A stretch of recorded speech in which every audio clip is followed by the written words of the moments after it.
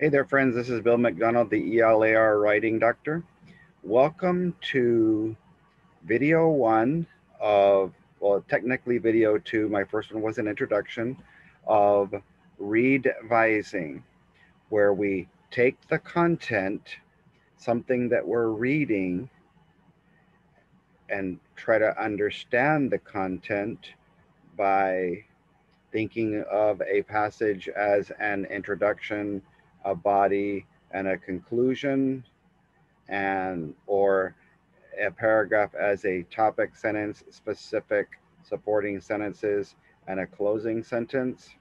And then the engaging part, I'm using my ring here to think about the connection that you make in the old star writing. In order to get a four, one was to clearly state your central idea, your controlling idea, your thesis, or your position.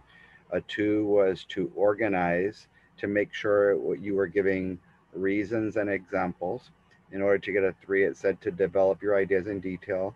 In order to get a four, it said choose your words carefully, meaning that your words had to have two V's. If you take a W of words and separate it, you could get higher vocabulary, which is one of the ways we're going to talk about understanding word meaning today by looking at higher vocabulary words, and revising, where we're removing a lower word that's too vague or too basic and replacing it with a higher word or with a phrase or with a sentence that shows more voice. So, choosing your words carefully is having higher vocabulary and with voice. And so, I'm going to work on those two things together today with a video, with a handout that I called Tell and Show Me How You Really Feel, or it's based on my saying, don't judge a person till you've walked a mile in his shoes, because inside his shoes are his toes, which is the voice. So I want you to think about toes as this: it's your thoughts, sometimes it's truisms, things that are true about a topic, words of wisdom or quotes, opinions, what I believe and what I think. And so if you see right there, my thoughts and my opinions are inside my head. It's basically my way of looking at the world. When you remove your glasses, the world doesn't change just the way you see it. And so my emotions are my voice in my heart. My feelings and my emotions are in here. And so, based on your feelings, you could either tell me with higher vocabulary, just picking a word choice, which is what we'll do in revising, or you can show me your voice, which is what they do in reading.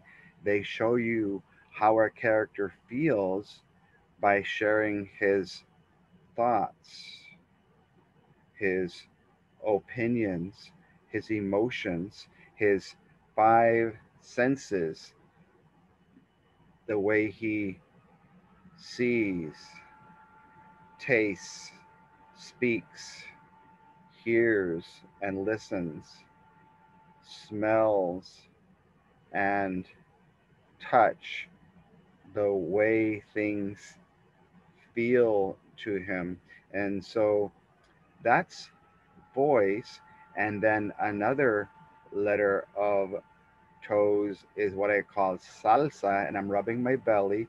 Salsa is that high vocabulary or figurative language that can express someone's voice. And so we're going to try to show you how to merge the two worlds of reading and revising with a character's feelings, thoughts, opinions, emotions, senses, say, and vocabulary with figurative language. So I have sent you this PDF file.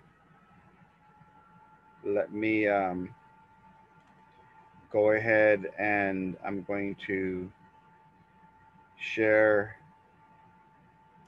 my screen with you. Sorry, it's taking me so long. Uh,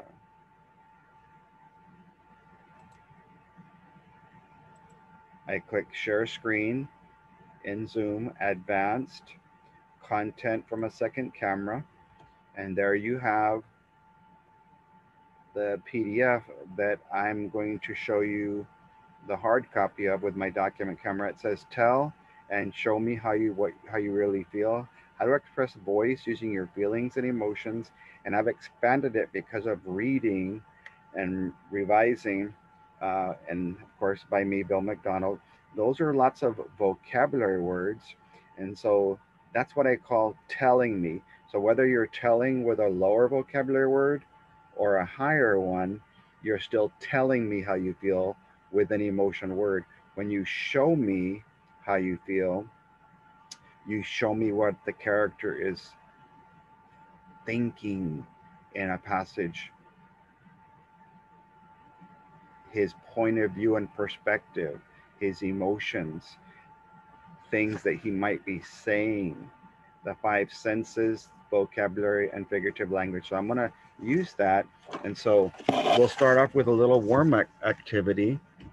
Just using one of the letters of toes, I'm going to use dialogue. And so it says, look closely at the facial expressions of each of the cartoon characters. Trying to be as unique and original as possible, think of a creative word or phrase that best tells how each one feels. And so instead of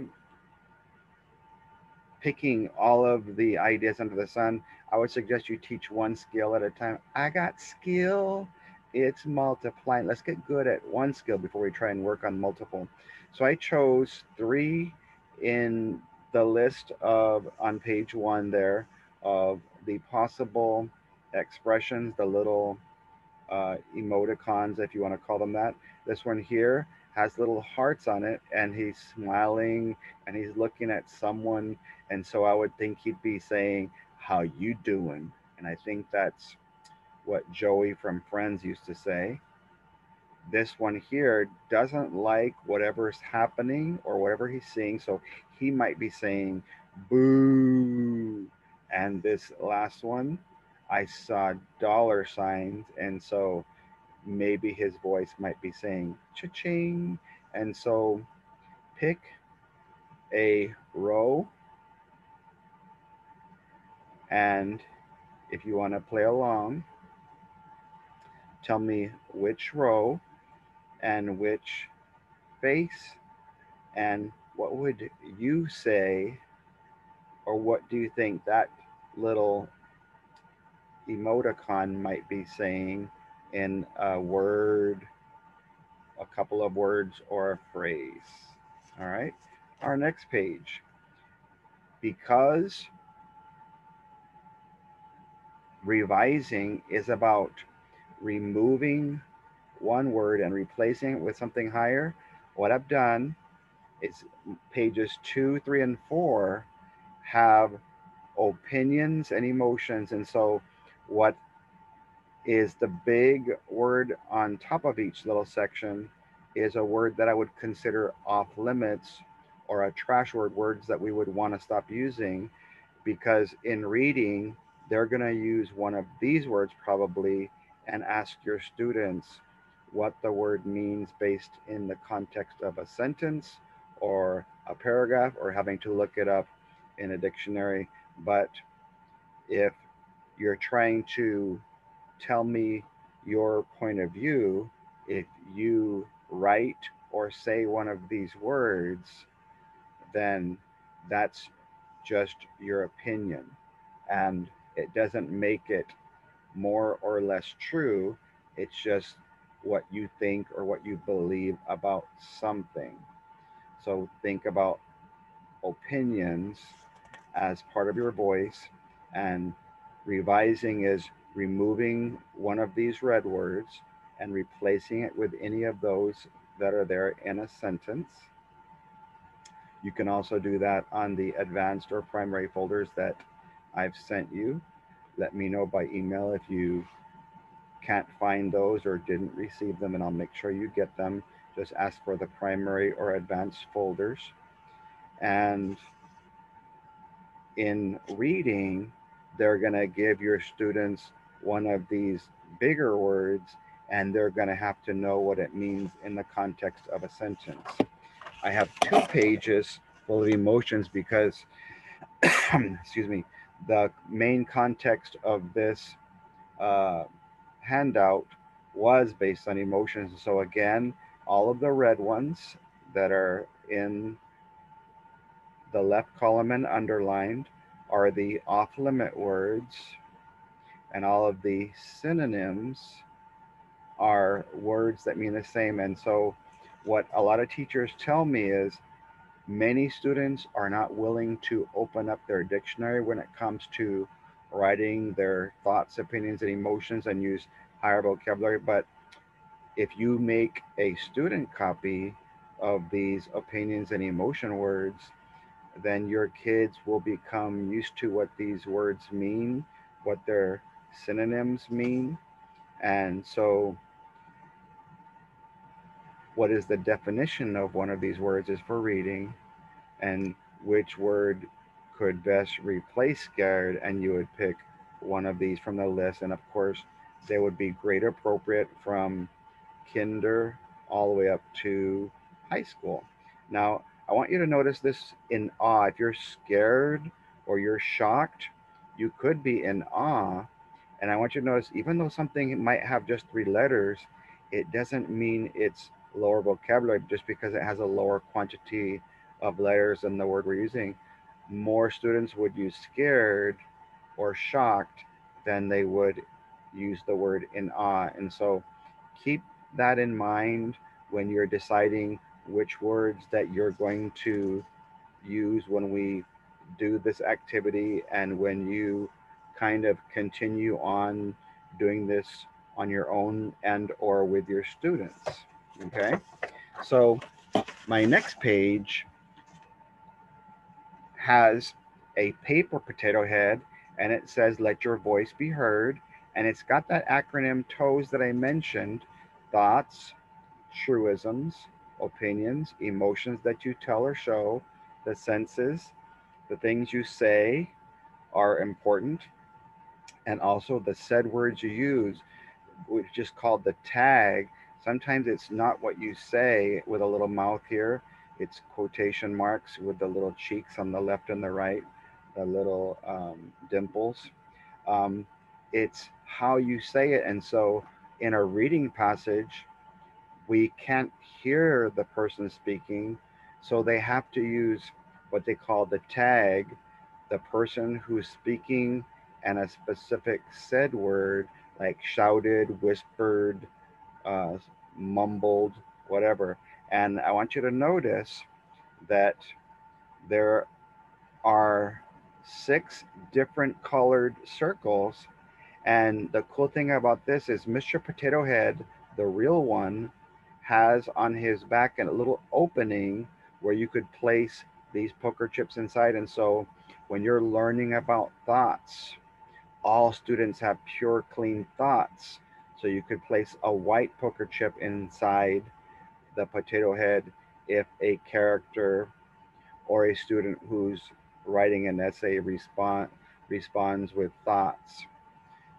Blue is for opinions. And so even if you were to make this handout in black and white, what I've done for you is write the color so that the student will know if you have a blue chip inside, even though they have a black and white copy because we can't afford everything in color. If there's a blue one inside, somebody shared their opinion from the opinion page or from their head, their emotions. You could have maybe one for if they tell you their emotions, and two if they show you with a phrase or a sentence or with specific actions or reactions. You see four different colors there. And maybe for each action, you could have a little finger extending based on what does the character do to show his opinion or to show his emotions or thoughts, to show his toes. My voice is in my toes, like we mentioned. And so inside the little box, before I continue, it has the word character or characters. Which characters are we trying to study? What's the passage or what's the topic about here? And I'll read the little paragraph underneath so we can kind of see what this little potato head is all about. Don't judge a person till you've walked a mile in his shoes. Inside his shoes is his toes. Use the six colored tokens to help you learn about the characters you are reading about. Draw a mouth when the character or characters say something, and pay close attention to the said word that is used to express how the dialogue is being said, like we mentioned. Sometimes actions speak louder than words, so the arms can have fingers that you draw when the characters express their feelings through their actions, their body language, or facial expressions. On this right hand side, we have gold. If they just happen to show, to tell us with higher vocabulary. And so each time that the student speaks or writes or reads higher vocabulary, maybe we can start building a word bank uh, where you could buy an actual little mini bank. Uh, I usually wait for Easter and Halloween when those little baskets come out where they can put eggs or candy in. And then every time a student uses higher vocabulary when he talks, I could write his name and the word on one ticket. And when he uses it, when he writes, I could write his name on two tickets. And then once a week or once a month, you can have a raffle and reward those kids who are using higher vocabulary. Or when they're reading and they're able to read between the lines, they're able to infer what that word means based on the context of the sentence, then they could get credit based on the color that's uh, being talked about. If a character or person or a student shows who they are using figurative language, similes, metaphors, onomatopoeias, idioms, hyperboles, personification, anything, um, alliteration, anything that expresses uh, language figuratively instead of literally, then we could use black. And of course, there are some teaks that are based on figurative language and your students' understanding of figurative language. And the last one, which I had mentioned, uh, uh, T above my head, is a truism, a quote, or a word of wisdom when they get caught. And so I would suggest that you, if you like this, make a copy for each student, laminate it, and they can use a dry erase, wet erase, or a fine point marker to make little tally marks every time they're either reading or writing, and they could count how much voice is in a character in a passage or in their own writing when they're writing a story or they're writing their own thoughts and opinions, explaining or persuading based on their own point of view and perspective, the way that they see the world, the way they smell it, the way they hear and listen to things. So you could actually draw those on the potato head. So this is where we get into the nitty gritty. Happy is a lower level vocabulary word, and so we would remove it red. It is a positive emotion, so I would draw a positive arrow, and we would replace it with one of these. And so revising in elementary, I went to the happy synonyms, and I would think elementary could replace it with joyful, merry, glad, or pleased. And when I say elementary, I mean like kinder, first, second grade students. Uh, maybe some third and fourth, but I would hope that anybody fourth grade and higher could start using some of this vocabulary. And so this is telling me, so step one is, and it's got the directions there, but I'm just going to tell you how to do this activity and show you based on two emotions only, and then you could do the rest yourself. In secondary revising, you could replace happy with higher vocabulary. And so if you have my binder, which all of you have signed up for any of the webinars, there's a section in the vocabulary in the revising section called Word Bank Mountain. It's about 20 pages where happy is on the bottom of a ladder and a little boy is climbing a mountain, and he's using higher and higher levels of these synonyms of happy till he gets to the top. And so I always tell the students, stop using words that are either too low for you, like happy, or too high for you, maybe one of these secondary words. They would pick something on the ladder that would be appropriate to them. And so I would suggest that you make for each emotion your own vocabulary ladder, or you can use the ones from my binder, like I mentioned.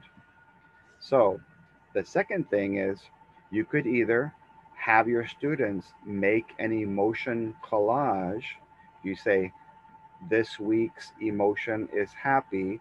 And so what I want you to do is find pictures of yourself, your friends, your neighbors, your family, of people or animals that look happy, and bring them, and we can make a classroom collage. And so, as you can see here, if you don't want to take the time to do that, I've done that for 12 different emotions already to save you some time. So, what you can do is uh, you can take these pictures, and if it's true that a picture paints 1,000 words, I don't need 1,000. But how this is going to apply to reading is, what are the characters possibly thinking? What is their opinion? So, what I did for you was I wrote 8 different numbers with every letter of the word toes to show you with phrases and a sentence. And so I numbered them for you so you could see which one I was referring to. And so number one up there is going to be about thoughts. So let me look for the number one. There it is. This guy's doing a thumbs up and smiling. And so he might be thinking, everything's going to be okay. And so I would ask you to give me an example. What is something else that this person could be thinking when he's doing a thumbs up? Number two, a truism, a quote, a saying. Number two, there's this girl, she's like running and she's smiling. Happiness is letting go, or turning your frown upside down, because it takes more muscles to frown than it does to smile. So, any little quote that you can use and refer to a picture or your personality. Number three is opinions, where you just tell me with a higher word. Number three, amazing. So, number three and four, hi. If something's amazing, you're going to do something. And uh, number four, if you show me, what's one way to show that something's amazing? You're jumping up and down, because that's exactly what they're doing in that picture. Number five, emotions. If you tell me, let's look for number five. And number six, if you tell me, uh, this guy looks ecstatic, because he's not just in a standing position. He actually, if you show me, uh, you're laughing and you're rolling around on the floor, because that's what he's actually doing to show that he's ecstatic. And so, if you think of it this way, the higher the vocabulary word, the more body parts might get involved. And so you might have to, when you're doing reading, when you're reading that somebody is laughing and rolling around on the floor, you're going to have to make that connection. Oh, this person is happy. This person is thinking that something's amazing. This person is ecstatic. Number 7, say with a said word. Let me see if I can find it. So there's number 7 right there. Yes, the little kid is saying, and possibly he's saying that too. And so she exclaimed. So there's the, not the name of the person, but a pronoun, or he, if you're going to use this guy here. Exclaim means you say something in an excited way. K, k, comma, k, k, quotation, k, k, capital. Yes, whatever they say. K, k, closing with a period, exclamation, or question mark. And k, k, closing quotation, the 5 k's of dialogue, comma, quotation, capital, closing, and quotation. The things that you say and how you say them based on the said word that's being used. Our last one, number 8, is salsa with vocabulary or figurative language. So number 8, there it is right there.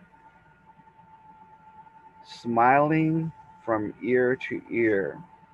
Well, that's an idiom or hyperbole exaggerating. You cannot literally smile like that.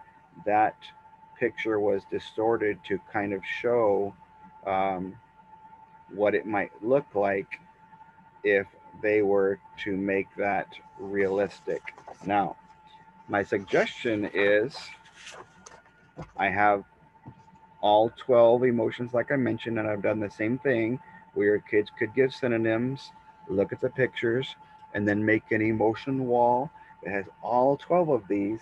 You could possibly do the first one together and then put the kids in groups to do the rest of them. And so you could do it this way with paper, but what I've done is I've laminated the word sad, and I went ahead and wrote with fine point marker the same concept. So I'll just go through this pretty quickly. Sad, if I tell you with higher vocabulary in elementary, I might use gloomy, depressed, upset, disappointed, discouraged, or unhappy. In secondary, I might use grieving, mourning, somber, down in the dumps, or heartbroken. From the pictures, I have toes again. Thoughts, why me? And I'm gonna, as you see, there's not a number there, so I would want you to guess which person might be thinking, why me? Number 2, a truism. Tears come from your heart, not your brain. And so if you could look, when people are sad, they're crying. So you'd have to figure out which person is, which picture is showing somebody that looks like tears are coming out. And I see 2 or 3 that you could pick from. Number 3, opinion. Tell me, this is so traumatic. That's not true. That's just somebody's opinion, something they might say or think or write based on their point of view or perspective. Opinion. Show. What is one of these people doing to show that something's so traumatic? Well, if someone passed away, you could be kneeling down on the ground, huddled around each other, and sobbing, consoling, comforting, things that you do when you're feeling like you're feeling that something's traumatic or that you're grieving. Emotions. Tell is grieving. Emotions show your body's possibly convulsing and you have uncontrollable tears. So, which one could possibly be a person with their body convulsing and uncontrollable tears? Number 7, say, and a said word. And so this time I reversed the said word and I put the dialogue first. And so if you think of a little mouth, what came out of the mouth? And then there's my dimples, my opening dimples before I talk, and my closing dimples after I'm done talking. And so if the person says, I can't, I can't, cannot take it anymore, LeBron whimpered, you can tell from the picture which one, the by LeBron um, in the middle there, which one that we're talking about. And so I would imagine that he might be saying that. Uh, and again, it's just based on what do you think the person would say. And finally, number 8, salsa, which is higher vocabulary or figurative language. And we've already used vocabulary, so we'll use this time a metaphor or an. My life is a river of tears. And I always think of an idiom as this, and it's kind of inappropriate, but only an idiot would think that your life is really a river of tears. And the reason I use the word metaphor, if you say my life is like a river of tears, your entire life is like a river. Like is a simile. If you're saying that your life, you make a comparison without using like or as, that would be a metaphor. So my life is a river of tears. And so the person's pretty down on themselves. And so sad is a negative emotion. And so we would need synonyms that are negative, and we would need thoughts, truisms, opinions, emotions, things that were said, or figurative language and vocabulary that is also negative. So there you have it. Remember that in reading, you're going to see a lot of these things, and in revising, you're going to see words that are basic or too vague replaced with higher vocabulary words. So there's another bunch of pages, and so I suggest that you save this in a special place and kind of work on the first one with your class, kind of talk about it together, and then you can probably assign in groups of 2 or 3 or 4, depending on how big your class is, each of the other emotions, and the kids could either use my sheets that I've already given, or you could ask that you could challenge them to make their own emotion collage uh, that's similar, and you could have your posters in a certain section in your classroom. You could have what I said, an emotional wall, and it's going to be helping both reading and revising, and it will even help the students when they're working on their own writing to share their own uh, voice, their own higher vocabulary, their own thoughts, truisms, opinions, emotions, senses, say, and the way you say things, and the salsa vocabulary and figurative language. Uh, Thank you so much for your patience with the videos. I'm doing a lot of things this summer, spending time with the family, helping my son move. I'll be trying to send the videos more frequently now that I'm back and settled in at home. Uh, Go ahead and mark this as official video for redevising number 2. The first one was the introduction. So if you didn't get that and you paid for the webinar, make sure you email me at the word writing underscore underline doctor spelled out at yahoo.com. You can always go to my website. Just scroll down the page to uh, find any of the 3 webinars. There's one for editing, which is a very big component that covers capitalization, usage, punctuation, run-ons, and fragments, as well as penmanship, and how to kind of schedule that throughout the year, because we are going to get field tested items in third all the way to 10th grade. Third through eighth grade will get field tested items, and ninth and 10th, it'll be part of your regular test. 9 questions if they don't change it. Revising, which is what this video is, third through eighth will get field tested items on revising. And again, this one was about replacing uh, lower vocabulary with higher vocabulary, or possibly replacing even the higher vocabulary with a phrase or a sentence that shows a sentence that makes something more specific. What does that particular character do or say or think or feel or believe? So I hope that you enjoyed this video.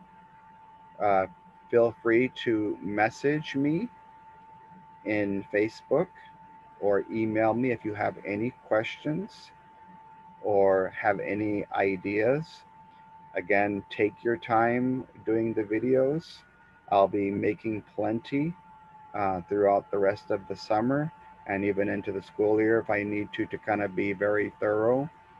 Um, I try to give you some time between videos to let your brain rest, to let you take notes and concentrate on family and friends and whatever your hobbies are.